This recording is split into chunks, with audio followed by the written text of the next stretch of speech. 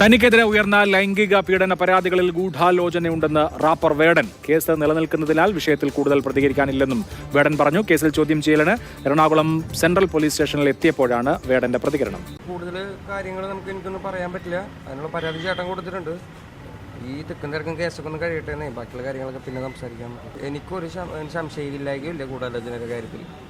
ഉണ്ട്, തീർച്ചയായിട്ടും സംശയമുണ്ട്. അതിനുള്ള കാര്യങ്ങളൊക്കെ പിന്നെ ഒരു ദിവസം ഒന്ന് പറയും. മുഖ്യമന്ത്രിക്ക് ഒരു ഗവേഷക വിദ്യാർത്ഥി നൽകിയ പരാതി ഉണ്ടായിരുന്നു. ഇത്തരത്തിൽ ലൈംഗികമായി ഉപദ്രവിച്ചു എന്ന് കാട്ടി മുഖ്യമന്ത്രിക്ക് നേരിട്ട് ഇമെയിൽ വഴി ഒരു ഗവേഷക വിദ്യാർത്ഥി ഒരു പരാതി നൽകിയിരുന്നു. അതിൽ ഇപ്പോൾ മൊഴിയെടുക്കുന്നതിന്റെയും മറ്റു നടപടിക്രമങ്ങളുടെ ഭാഗമായിട്ടാണ് ഇന്നിപ്പോൾ സെൻട്രൽ പോലീസ് സ്റ്റേഷനിലേക്ക് വേടനെ വിളിപ്പിച്ചിട്ടുള്ളത്. ഇതിന്റെ ചോദ്യം ചെയ്യലിനായി എത്തിയപ്പോഴാണ് വേടൻ ഇത്തരമൊരു തനിക്കെതിരെ ഇത്തരം പരാതികൾ നിരന്തരമായി ഉയർന്നു വരുന്നതിൽ ഒരു രാഷ്ട്രീയമായിട്ടുള്ള ഗൂഢാലോചന അടക്കമുണ്ട് എന്നുള്ള കാര്യത്തിൽ ഉറപ്പുണ്ട് എന്നുള്ള മറുപടി വേടൻ പറയുന്നത്. കഴിഞ്ഞ ദിവസം വേടന്റെ സഹോദരൻ മുഖ്യമന്ത്രിക്ക് അയച്ച ഒരു പരാതിയുടെ കോപ്പി പുറത്തു വന്നിരുന്നു. അതിൽ പറയുന്നതും വേടനെതിരെ ഗൂഢമായിട്ടുള്ള രാഷ്ട്രീയ ഗൂഢാലോചന അടക്കമുള്ള കാര്യങ്ങൾ നടക്കുന്നുണ്ട്. നിരന്തരമായി വേടനെ ഇത്തരത്തിൽ കേസുകളിൽ ഉൾപ്പെടുത്തി വേടന്റെ ഇമേജിനെ അത് മോശമാക്കി ചിത്രീകരിക്കാനും വേടൻ ഉയർത്തുന്ന ദളിത് രാഷ്ട്രീയത്തിനെ അതിൽ നിന്ന് പിന്നോട്ടടിക്കാനുമുള്ള ഒരു നീക്കം ഇതിൽ നടക്കുന്നു എന്നുള്ള തരത്തിൽ വേടന്റെ സഹോദരനായിട്ടുള്ള ഹരി മുഖ്യമന്ത്രിക്ക് അയച്ച ഒരു കത്തും പുറത്തു വന്നിരുന്നു. ഇതിന്റെ അടിസ്ഥാനത്തിലാണ് ഇപ്പോൾ വേടൻ തന്നെ ഒരു